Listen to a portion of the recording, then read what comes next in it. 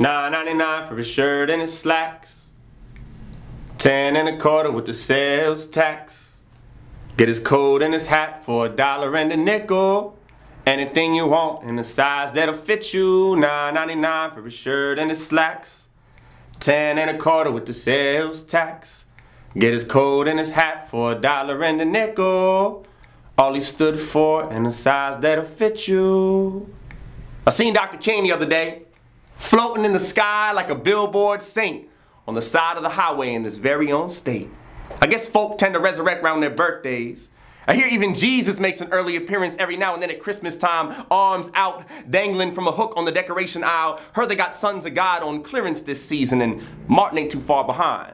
Matter of fact, I'd say he's rather ahead. See, it took them about 2,000 years to learn how to package Christ on a shelf, make his birthday bear them gifts, but Martin died in '68 on the balcony of the Lorraine Hotel.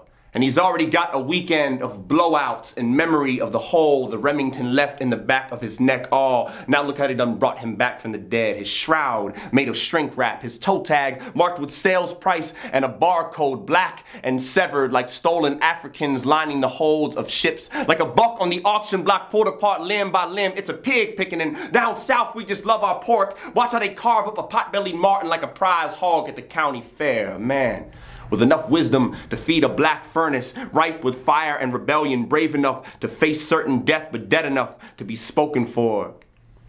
Now, listen to the silence that followed the last gunshot that left his words hanging in mid-revolution. A silence that's been filled for 40 years by wine-glass voices that would have shouted if they'd heard him howl behind a podium, commanding the pale moon to stop enslaving the darkness. You see, Martin died in the middle of his book, and everyone's been writing their own ending ever since. Cheap as a checkout line romance novel, a choose-your-own adventure, these corporations calling him soulmate on MLK weekend, finishing his sentences like, I have a dream.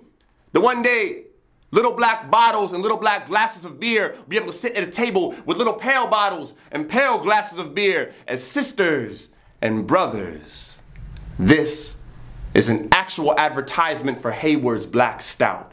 A mattress company flyer asks us to dream like Martin, his bust rising up like a headboard in the background, while a surf shop in Laguna Beach offers 20% off on all black items in the store. And what's next? Hotel rooms with balconies half off all weekend. Lay back, stretch out, relax on Martin's crucifix, slip out at night for ballroom dancing in El Hajj, Malik's memory, cut a rug, bust a move, shake your groove thing like a torso riddled with buckshot, then grab your wallet and come shop for children's clothes half off in our 4 little girls liquidation event. Stock up on dietary supplements and Mahatma's extravaganza, cause not even Gandhi could have sculpted that lean figure without a little help. In hell, it's Trayvon's anniversary. We selling Skittles off the shelf, see? Everyone lives forever these days. Guess the invisible hands got a touch like Jehovah, cause Tupac dropped albums after his death, had a hologram of him performing like he was flesh, and I wonder if Martin's next. Can't help but wish he'd scared folks a little more like Malcolm, preach a little more fury than forgiveness. Maybe then they'd let him rest, stop discounting items in his name, stop discounting his name and all he stood for, stop pretending they were fans before he was the less threatening dead black leader to remember. And we all need to remember how easy it is to sell out when the revolution's on sale. It's $9.99 for his shirt and his slacks. 10 1/4 with the sales tax.